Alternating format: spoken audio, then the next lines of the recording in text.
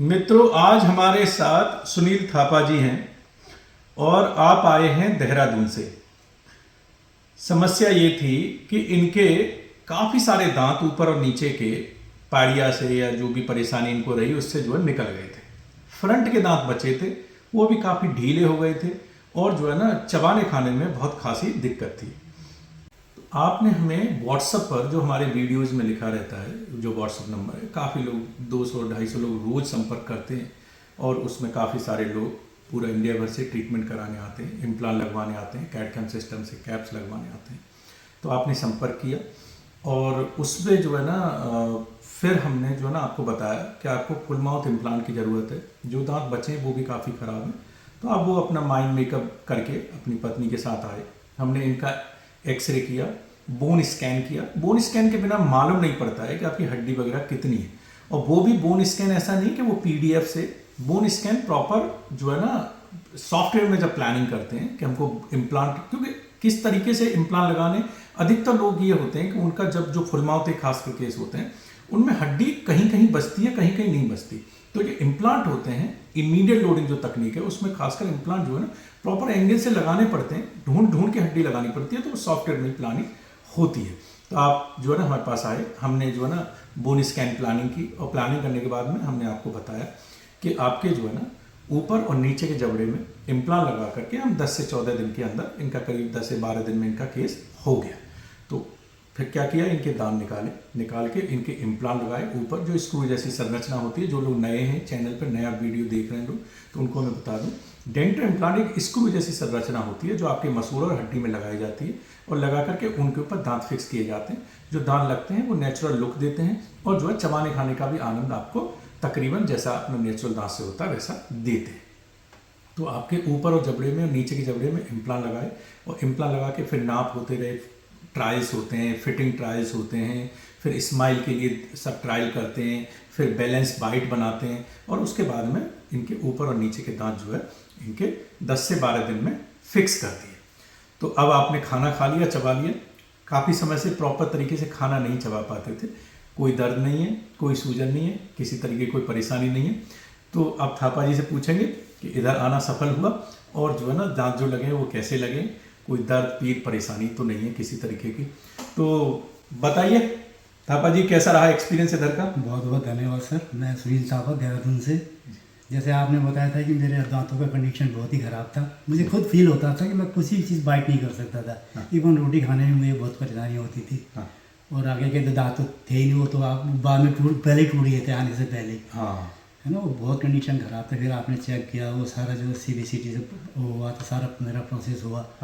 उसके बाद जो है, जैसे मेरा जो है कल पूरा कंप्लीट हो गया था। जैसे आपने बताया कि कल जाके खाना वाना खाओ। मैंने सबसे पहले सर उधर जाके जो प्रसाद खाया, जो मैं देहरादून से लेके आया था, वो हमारी शकुंतला माता है और डाटकारी, मैं उनको पहले से ही जो है मैं डाल लिया था वो जी प्रोसेस होने से पहले ही। आपका कि मैं तो वो दिन खाऊंगा ही खाऊंगा। तो मैंने कोई भी सुख जो चीज़ होता है वो मीठे से होना चाहिए, वो भी भगवान के प्रसाद से अच्छा होता है। तो सर मैंने कल वो खाया प्रसाद, कोई तकलीफ नहीं हुआ।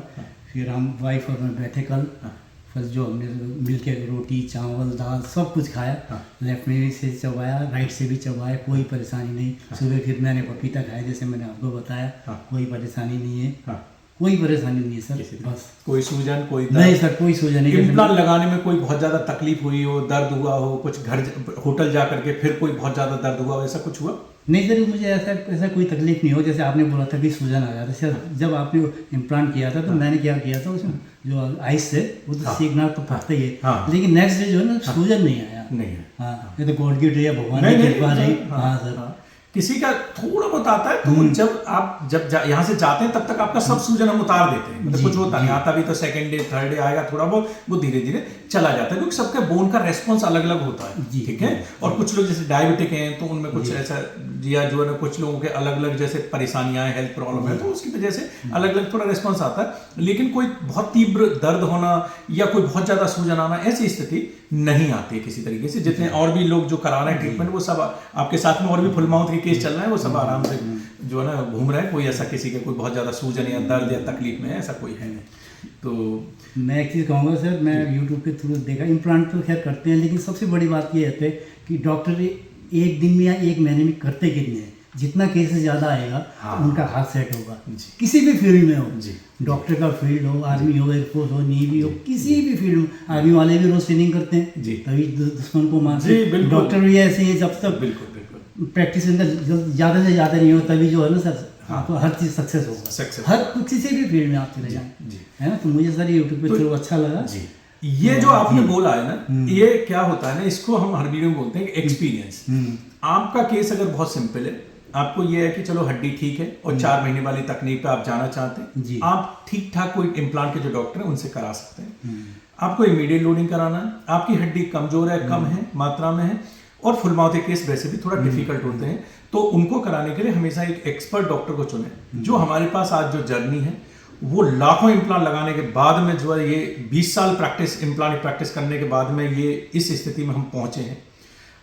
10, 12, 15 साल पहले हमें भी वो कॉन्फिडेंस नहीं था कि वो चीज हम कर सके, क्योंकि न तो उतनी तकनीक थी, न उतने तरीके के इम्प्लांट थे, न उतने कंपोनेंट थे, न जो कैड-कैम डिजिटल सिस्टम्स थे, तो उस समय नहीं था। लेकिन आज जो है ना, ये जो जर्नी है, तो सब इम्प्लांट के डॉक्टर एक जैसे नहीं होते।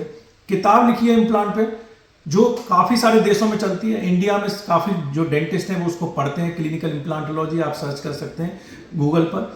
एल्सेवियर से पब्लिश्ड है, जो यूएस का पब्लिकेशन है।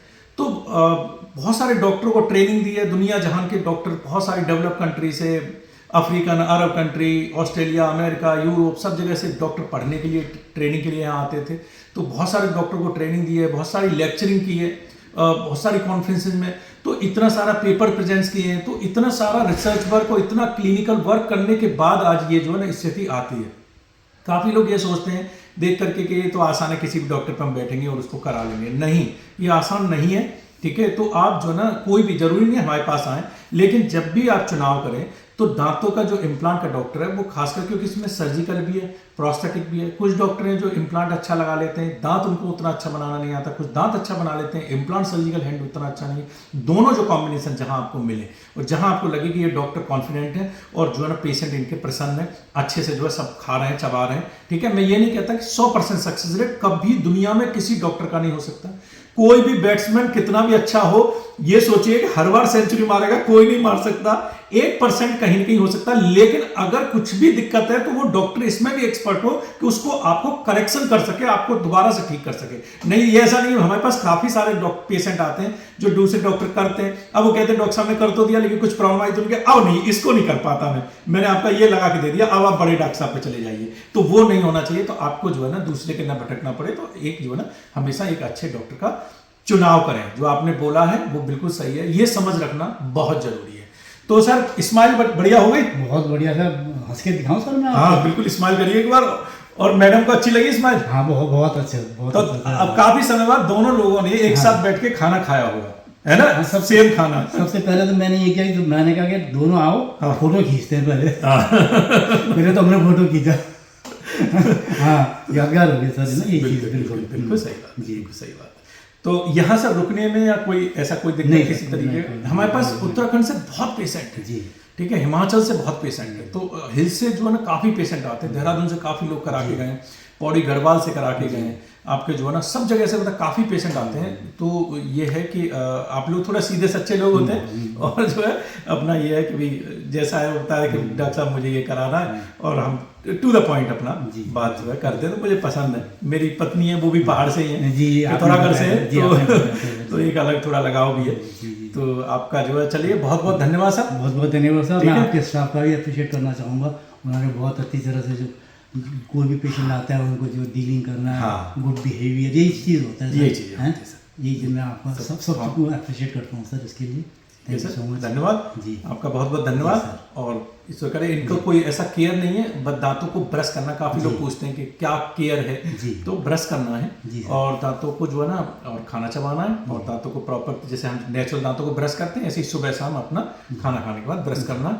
वैसे कुछ होता नहीं है, कुछ होता है तो सब रिपेयरिंग है, रिप्लेसमेंट है, सब हो जाते हैं। एक गाड़ी की तरह है, आप एक कार या मोटरसाइकिल खरीद लाए, वो बम्पर टूट गया तो उसको डलवा लो। ये मन सोचो कि एक बार खरीद लाए जिंदगी में इसमें ना हमें तेल डालना पड़े, ना इसका बम्पर चेंज कराना है, ना हमें टायर चेंज कराना है, ऐसा नहीं है। आपको कोई भी चीज ऐसे नेचुरल दांत है, मैं हमेशा बोलता हूं। काफी लोग मेरे वीडियो पूछते हैं एक बार कर दिया जिंदगी भर ऐसे ही रहेगा, नहीं। आप जो है ना कुछ भी आपको जरूरत है, जैसे हम नेचुरल दांत है, देखिए हम इम्प्लांट के डॉक्टर, काफी सारे डॉक्टर दुनिया में कितने सारे डॉक्टर 90-95% डॉक्टर इम्प्लांट नहीं कर रहे हैं, भगवान के दिए दांतों का ही इलाज कर रहे हैं। तो जब भगवान के दिए दांत हैं, उनमें किसी में कीड़ा लग रहा है, किसी में थोपाइया हो रहा है, तो आप ट्रीटमेंट कराते रहते हैं, कैप लगवा लिया। ऐसे इनका भी क्या है ना, आपको मेंटेन करना है जी। काफी। हम जो इंडियंस हैं, हम मेंटेनेंस में बहुत पुअर हैं।